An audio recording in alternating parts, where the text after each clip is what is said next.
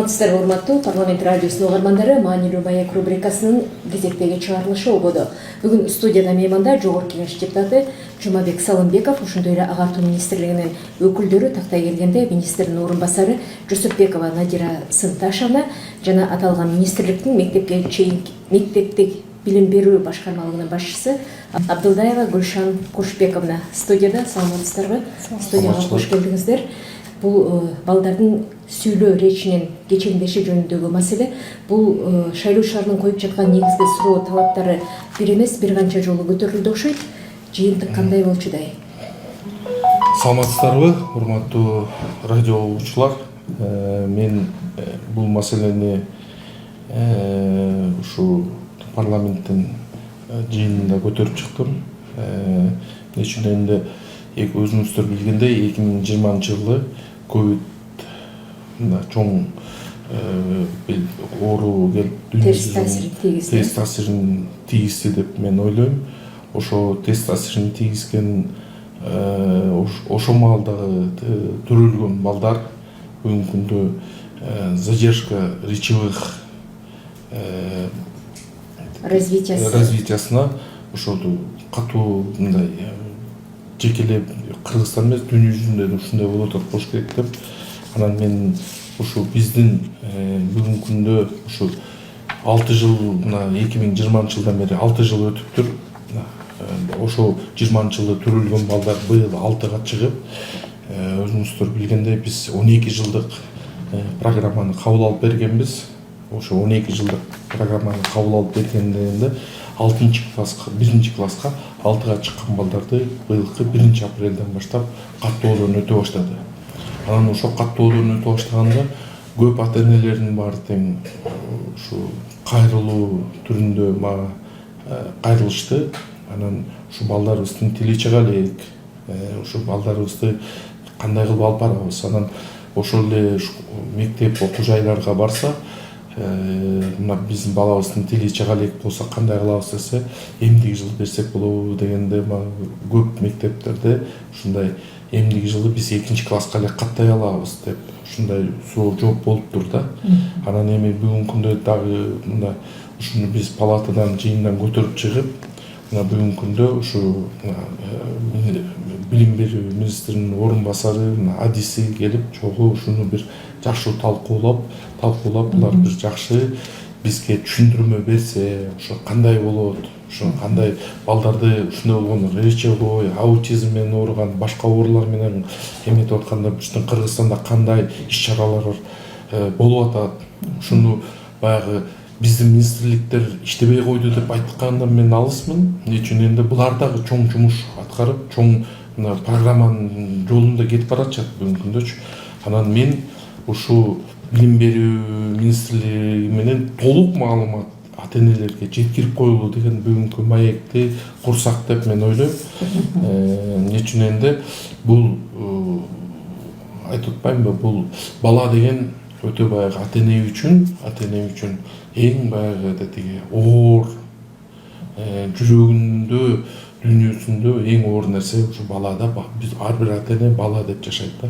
Анан баланын ушу ичине тили чыкпай атса, баягы школго барганда тиги баягы ущемление болбосун, бирөө таарынтып койбосун, сенин тилиң мындай экен, сен мындай экенсиң деп баягы кемсинтпес үчүн ушу балдарга биз алдын ала чара көрүп, алдын ала ушуларга ата-энелерге маалыматтарды берип, кандай жол менен барып, кандай окутсак деп ушундай маек курсак болот деп мен ошон үчүн бүгүнкү ошо жыйындардан көтөрүп, анан бүгүнкү маекти ушундай курсак деп мен дагы сунуш киргизип атасыз. Сунуш кирип атам да. Надира Сынташевна, негизи мектептерде ушундай күтүлүп жаткан көрүнүштөр буга чейин болгон эмес. Атайын эгер болуп кала турган болсо, сейрек болсо дагы алар үчүн өзүнчө бир, мисалы 30 мектеп сыяктуу өзүнчө мектептер бар эле да.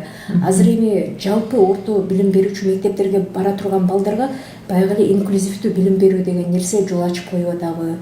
Же биздин кадрларыбыз ошол нерсеге даяр болуп калдыбы, балдарды андан ары алып окутуп кеткенге? Маселе кандай? Урматтуу Жумабек Маматбаевич, урматтуу парламенттик радио, бизге ушу дагы бир жолу ушундай аянтча түзүп, анан дагы ушу ата-энелерге, педагогдорго маалыматты туура жеткирүүгө шарт түзгөнүңүздөр үчүн чоң рахмат. Анан ооба акыркы жылдары бизде мисалы ар бир бала бакчадан ушу бизге логопед керек эле деп сейрек гана кайрылчу да бала бакчалар.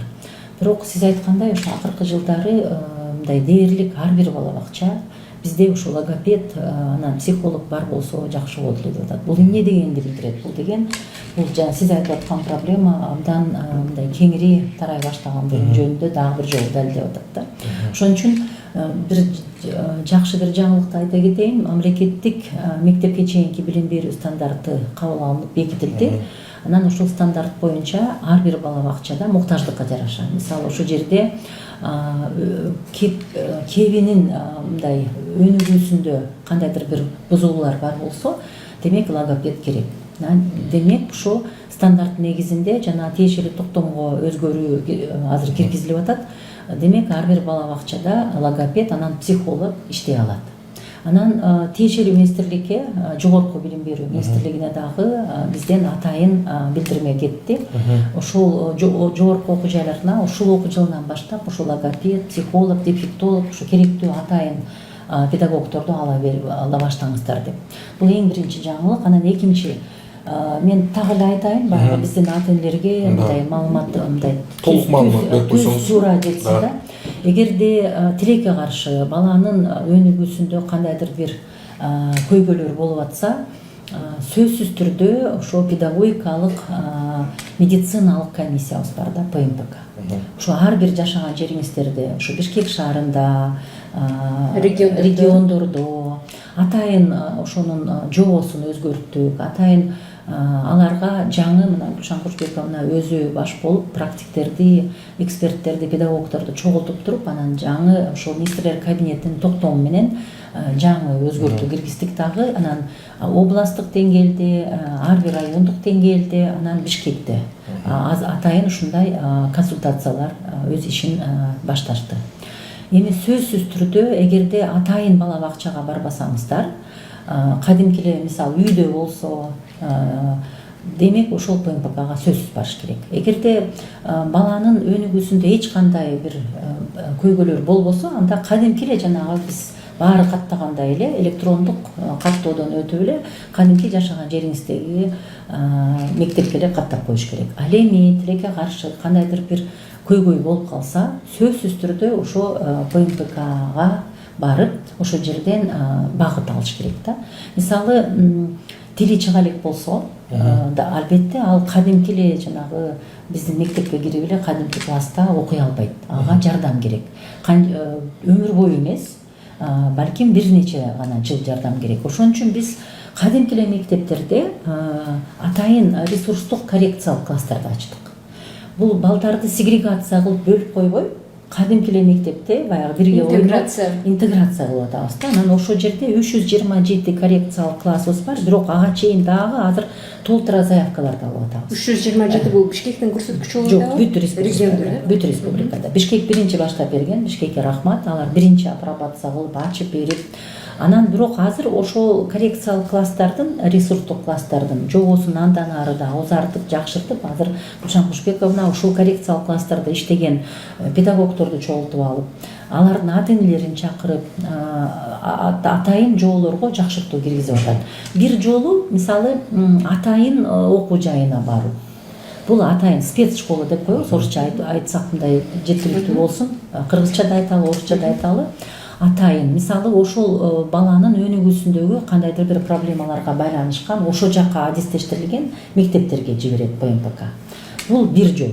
Экинчи жолу эгерде көйгөй анча абдан оор эмес болсо, мисалы 1-2 жыл, 3 жыл, 4 жыл, 5 жылдын ичинде оңолуп кете турган болсо, ошол коррекциялык ресурстук класстарга жиберет да.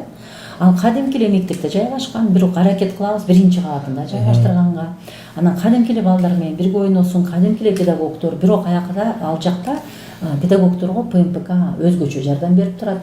ар кандай жоболорун өзгөртүп турабыз. Анан дагы ал жакта деле проблемабыз көп, бирок аны дагы ушу Гүлшан Кужбековна керектүү ушу Арабаев университетинин окумуштуулары менен администрация, президенттин администрациясында дагы атайын кеңеш бар. Ошол жерде дагы биздин адистерибиз абдан чоң жардам көрсөтүп атат. Башка университеттин психологдору, атайын спецпедагогдору, дефектологдору бизге чоң жардам берип атат да. Ошол коррекциялык класстарда да окуп туруп бир нече жыл, анан проблемасы жакшы болуп, өнүгүүсүндө бир жакшы динамика болуп кетсе, кадимкиле класстарга акырын баягы кошконго аракет кылып атабыз да. Эгерде азыр мына быйыл Гүлшан Кужбековна башталгыч класстарга жобо бар, бирок андан ары эгерде ошо көйгөйү дагы оңоло элек болсо, жоюла элек болсо, анда андан ары да узартабыз. Андан ары дагы мисалы 103 мектеп, 103 мектепте инклюзивдик классыбыз бар. Анан ошонун ата-энелери менен жакын арада эле жолугуштук. Алар айтып атат, башталгыч класска эле эмес, бир аз дагы узартып бергиле. Анткени көйгөйлөрүбүздү дагы иштешибиз керек болуп атат деп. Макул дедик, азыр иштеп атышат. Ушу эң чоң траекториясы 2 жол да. Эгерде көйгөй анча абдан оор эмес болсо, биз аракет кылабыз ошо ресурстук класстарга, кадимкиле мектепке. Эгерде көйгөй тилекке каршы оорураак болсо, атайын спецшколдорго беребиз да. Ал эми кадимкиле болсо, Кудайга шүгүр, кадимкиле эч кандай көйгөй жок болсо, ал эми кадимкиле дагы мектептеги кадимкиле класстарга ката берсе. Менде бир суроо сизгечи, бир суроо кээ бир ата-энелер билесиздер, баласынын өз жеке дарылап, өз каражаты менен дарылап, бирок баягы үй кол кармагында өсүп аткан балдар да бар. Балдар бала акчага барбайчы. Вот ошо ата-энелердин кайрылуусунун ичинде, эл ата-энелердин кайрылуусунун ичинде айтып атат да. Эси 6 жашта бара албай калса, 7 жашында 1-класска бара алабызбы деген суроолор да жаралып атат да. Ошону да бир. Мына сизге атайын жооп бергенбиз, Жумабек Мамытбаевич. Биз атайын ушу бала бакчаларда же үйүндө, анан бирок кандайдыр бир ошо өнүгүүсүндө бир проблема бар, болсо, сөзсүз түрдө ал баары бир билим алыш керек. Баары, мисалы, бүгүнбү, эртеңби, бир жылдан кийинби, 2 жылдан кийинби баары билим ала башташ керек. Бирок бул балдар индивидуалдуу жол менен кетет да. Тилекке каршы. Эми бир программаны кууп жетиш керек болот. Проблемасы жок болсо, кадимкиле балдар менен кете бергенге баарыбыз эле интизарбыз, баарыбыз эле ошентет элек. Бирок эми тилекке каршы проблемасы болуп калса, анда ошол ПМПКбыз ошо жердеги бирок болгонун суранабыз да, ошо урматтуу ата-энелер ошо жака алып барыш керек да.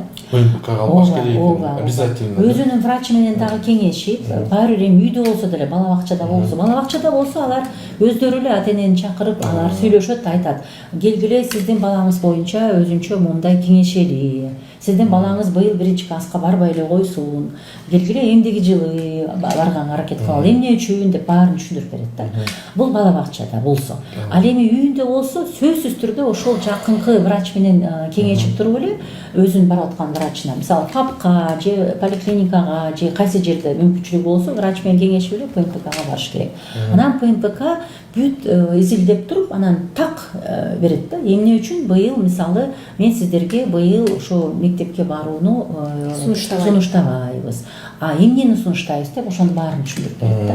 Мисалы, спец атайын бала бакчага сунушташы мүмкүн. Аякка барып, бир сыра даярданып, тиешелүү жанагы программадан өткөндөн балким 1 жылдан кийин бара баштайт.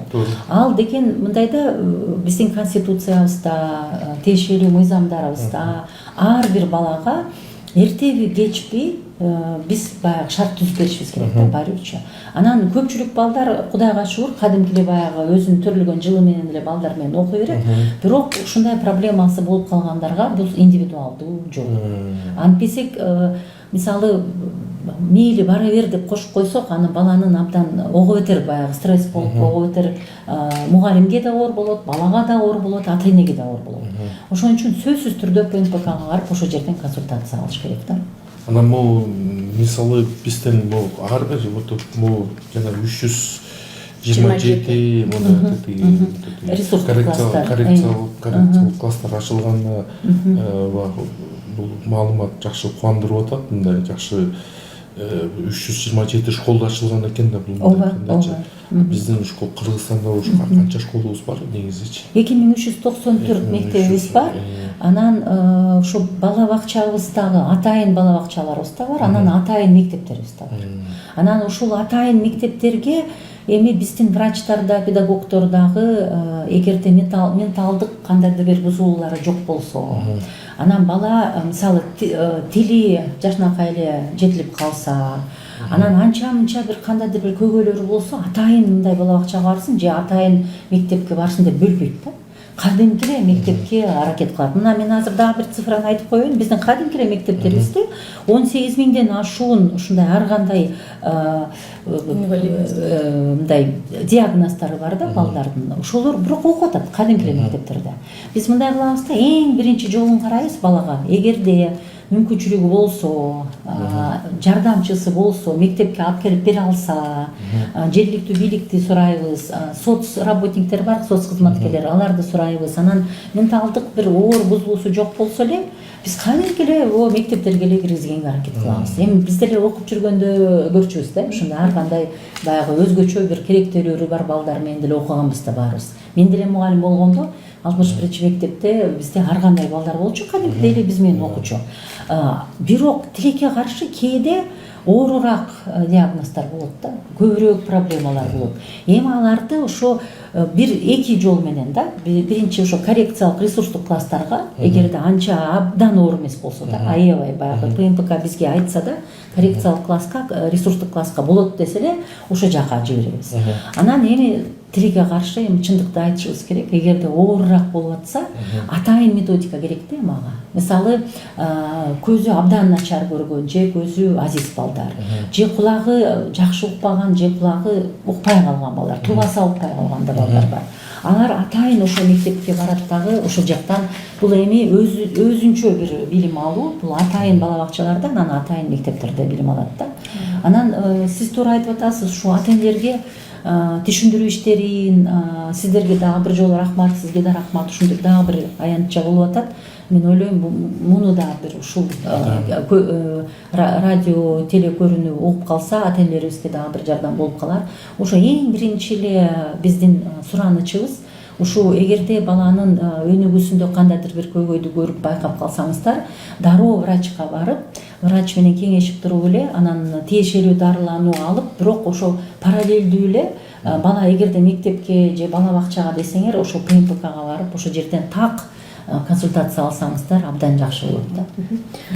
Гүлшан Кушбековна азыр Надира Сынташевна айтып кетпедиби, класстар ачылды коррекциялык депчи, бирок ошо коррекциялык класстагыларды окутуш үчүн өзүнчө мисалы окуу куралдары даярбы? Мисалы логопедия жагынан ала турган болсок, алардын жазуу дептери өзүнчө болуш керек экен да, мисалы башка бир стилдеби даярдалабы, катардагы балдардан айырмаланган.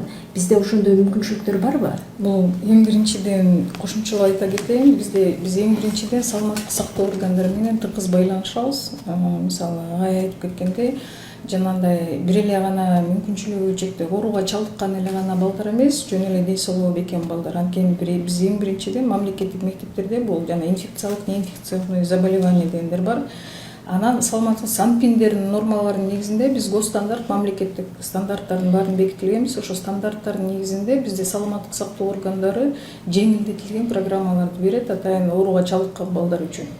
Бул жеңилдетилген программа, мисалы кээ бир балдардын өзүнүн талмасы болот, же болбосо көп мындай сүйлөй албаган, бул аларга мындай жеке окутуу программалары да бар. Бүгүнкү күндө биз азыр дагы эң көйгөйлүү маселе жанагындай аутизмдин мындай катуу чалдыккан, ооруга чалдыккан балдардын көйгөй маселеси аябай чоң көтөрүлүп атат. Бул бир эле гана Кыргызстанда эмес, бул негизи дүйнө жүзүндө эле.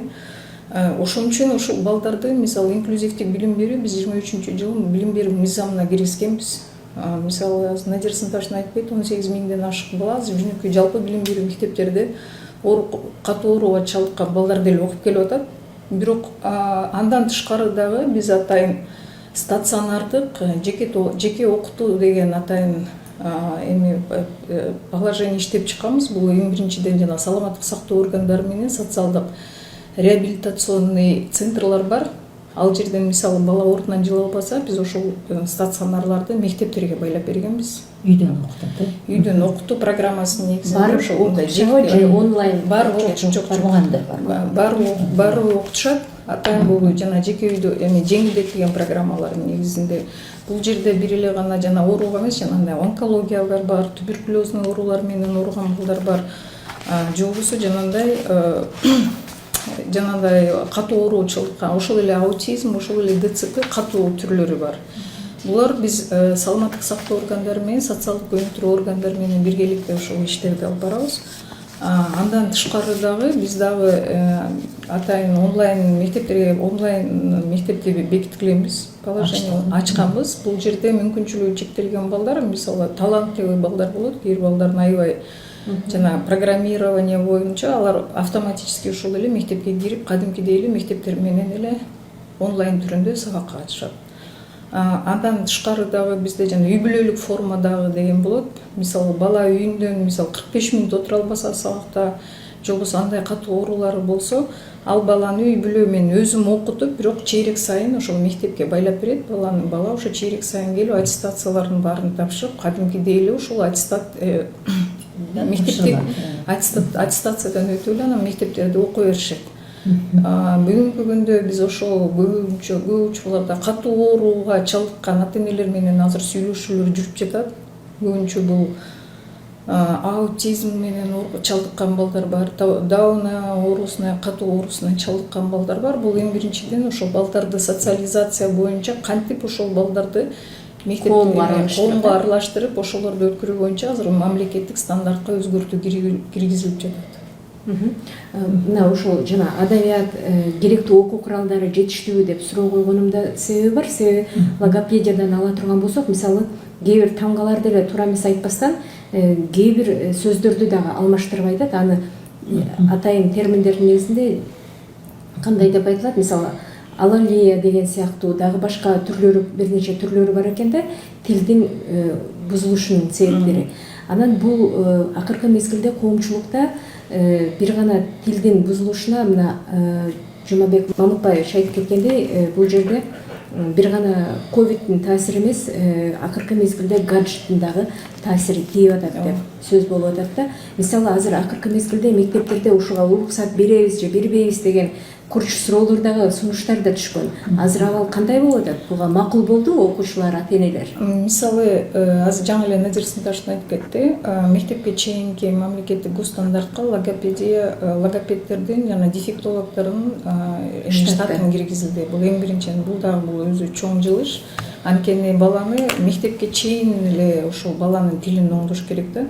Анан тышкары деген, эгер баланын ошондой кечки мындай дефекттери болуп аткан учурларда биз азыр ПМПКнын положениясы негизинде ПМПКнын штатына да өзгөртүүлөрдү киргиздик. Ал жерде обязательно дефектолог, логопед и психолог, олигофрен деген штаттар ошол ПМПКнын штатына бул киргизилген.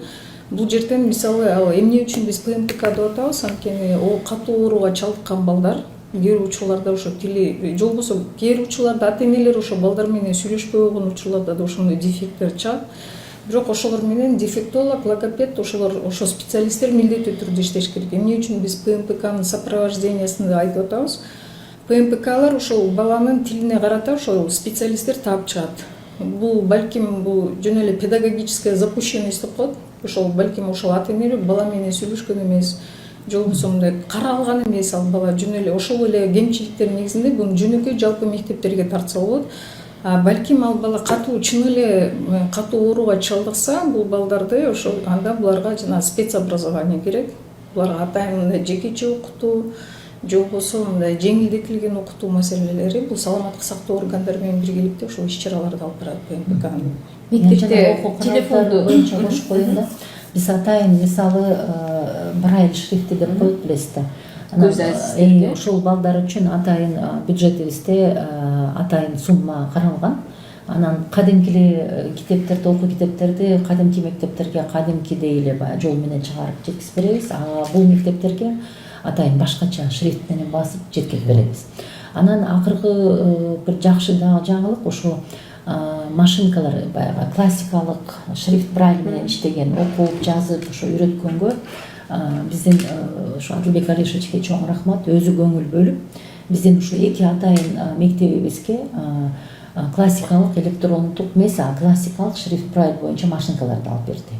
Бул дагы абдан өздөрү бир донорлорду карап, издеп, анан анча эле машинкаларыбыз бар болчу. Анан муктаждыкты айтар менен эле бизге атайын ошо каражат бөлүнүп туруп, ошо 2 окуу жайыбызга аларды алынды. Эми калган мектептерге, анан могу ресурстук класстарга, коррекциялык класстарга биз мүмкүн болушунча кадимки эле окуу китептерин бергенге аракет кылабыз. Бирок сиз туура айтып атасыз, кээ бир жанагы өзүнүн багыттары бар го, атайын мисалы ошол жерге биз азыр ошо Арабаев университетине кайрылдык, күчтүү эксперттерге кайрылдык. Азыр ошо Гүлшан Кушбековна ошону жетектеп атат. Ошол жерге дагы атайын окуу программаларын жаңылатып, керектүү методикалык материалдарды берип, ошону биз абдан мындай тездетишибиз керек да. Бул керектүү. Анан атайын окуу китептери да иштеп чыгыш керек да. Аны окуу китеби басмаканасы атайын ушул группалар иштеп чыккандан кийин ошо стандарт программалардын баардыгын дал келтиргенден кийин алар өздөрүнө план коюп, аны да тездетип беребиз деп атат да. Бул жактан эми баягы Советтер Союзу учурунда билесиздер да, борборлоштуруп Москвадан келчүместер бар.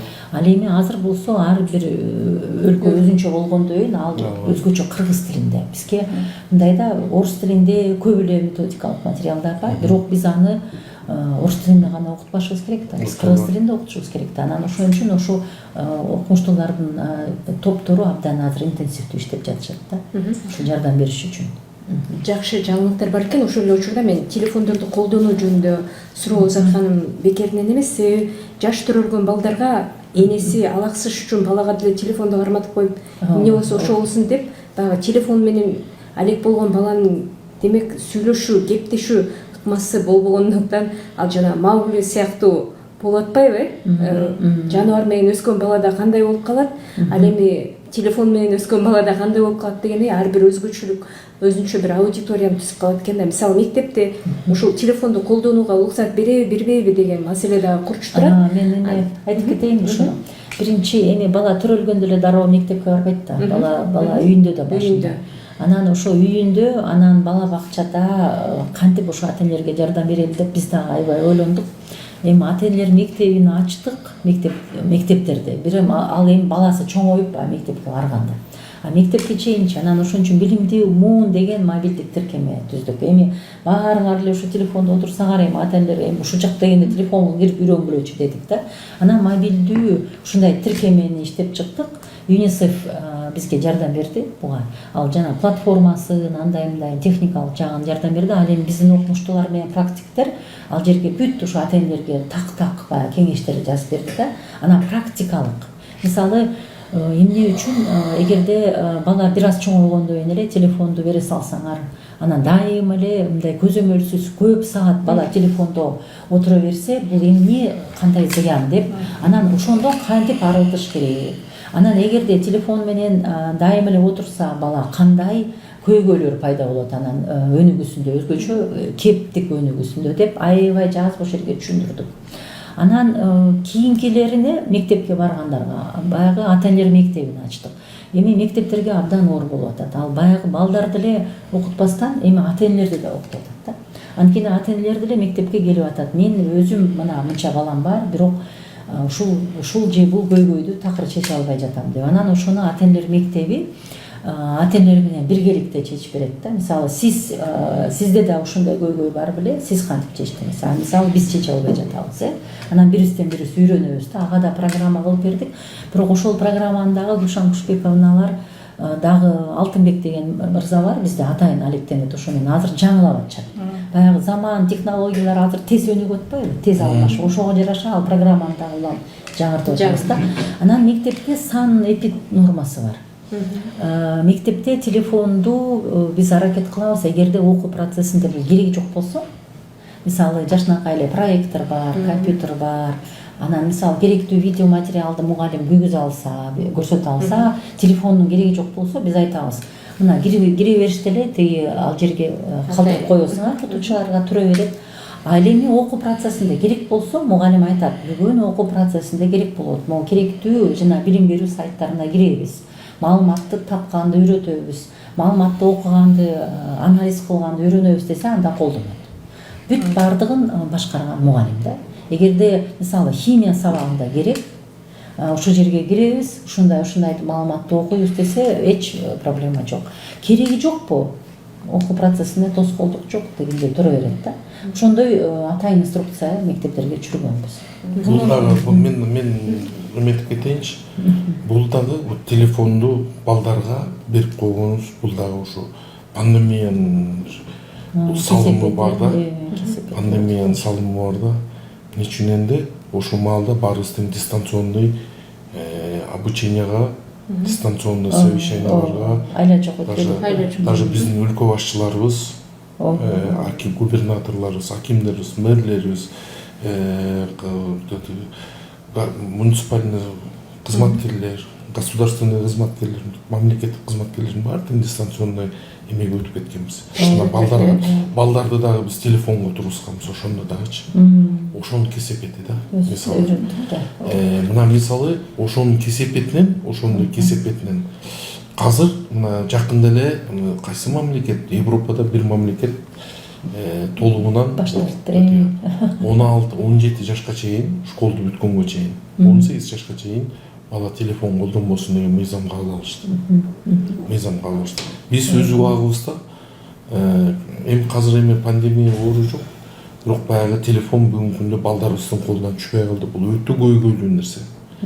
Мисалы биз Бишкекте дагы бир кичине кружоктор бар. Борбор калаларыбызда Бишкек, ушуна мына азыр Кудайым буйрса мына акыркы 5 жылдын ичинде Кыргызстандын өнүгүүнүн жолунда ар бир районный центрлерге, ар бир областтык борборлорубузга ичине шарт түзүлө баштады да, мисалычы, шарт түзүлө баштады.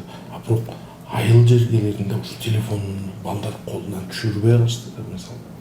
Андан башка эчтеке мындай көрүүчү, билчү нерсенин баарын тең бар көрбөй калышты. Эме телефондон эле түшүрбөй калды. Мен мисалы кээ бир шайлоочулар менен алыс айылдык аймактарга барып калсам, мурда биз кичинекей чагыбызда көчөдөн ата энебиз үйгө кире алчу эмес да, кыйкырып атып. Ай кир эле кир, караңгы кирип кетти. Каякта жүрөсүң, бас үйгө деп атып, биз айдап кирчү элек. Азыр балдарды эшикке кубалап чыга албай калдык. Туурабы? Балдарды эшикке кубалап отурат, баары тең. Мындай айтканда, бул зыяны эмнеден келип атат? Окуу процессинен макул, мээ кошулуп атабы, кошулган жокпу билбейм. Биз деле баягы убагында телефон үстүнө окуганбыз, бүгүнкү күндө мына окатыбызды кылып келатабыз. Балдар мына бүгүнкү күндө көчөгө баспай калды, физический нагрузка бербей калды дене. Баары тең мындай борсоктой эле өсүп келатат, баары тең томпой эле, көп баспай, көп ойлонбой, көп эме кылбай, уже өсүп калды. Даже көчөдөн кетип баратып, кээ бир авариялардын случайларында карасаңар, машинада кетип баратып, телефон карап кетип баратат, так еще жолдо эрежесинде кетип баратат. Биз бул жогорку кеңештен биз ушундай мыйзамдарды дагы мен өзүмдүн коллегаларым менен дагы талкуулап, ушу телефон маселесинде көйгөйүн дагы көтөрүп чыккандын үстүндө азыр талкуулар болуп атат. Бизчи телефонду кандай кылып запрещать кылабыз? Көчөдөн водительдер, мисалы көп маселелер бар. Бирок бул балдарга биринчи душман деп ойлойм менчи. Телефон. Нечүнүндө телефон балдар азыр дегенче мурда китеп менен издеп, ошонун жообун жазып эме кылчу элек. Азыр чат GPT деген чыкты. Бүт даяр нерселердин баарын сурооңду алып туруп эле чат GPT'ге айтсаң, сага диктантты да жазып берип коет экен, сочинениени да жазып берип коет экен. Кандай суроо бербей, жообун алып кайтып алат экенсиң. Бала көп ойлонбой калды. Адам баласы ойлонбой барат. Искусственный интеллектке берип коюп атабыз. Биз үчүн компьютер ойлонуп, жана искусственный интеллекттер ойлонуп атат. Адам баласы мисалы көп мындай тиги Корея өнүккөн мамлекеттерде, Кореяда мен билим берип, Кореяда мен былтыр 2 жыл мурун Кореяда Кокмин деген университетке, медицинский университетке барып калдым. Бала жаман окуса, вот ата эне баласын ошо медицина университетине тапшырып атканда айтат экен, балаңды жаман окуса кичинекей палочка указка менен колго чабам деп уруксат алып алат экен. Вот жаман окуду, прям мугалим чабат экен колуначы, чаап окутат экен. Телефондорду кирип келатканда атайын жана бут кийим 5 жылкадай болгон, мындай эме шкафчиктерге салып туруп киргизет экен. Эчтеке искусственный интеллект эмени китептен окусун, ошол жерден библиотекадан кагаздан окусун, издечү материалдардын баарын тең ошол жерде чоң компьютер бар, поисковый ошол жерден алып маалымат алсын деп мындай телефондорду көп жолоттурбайт экен да.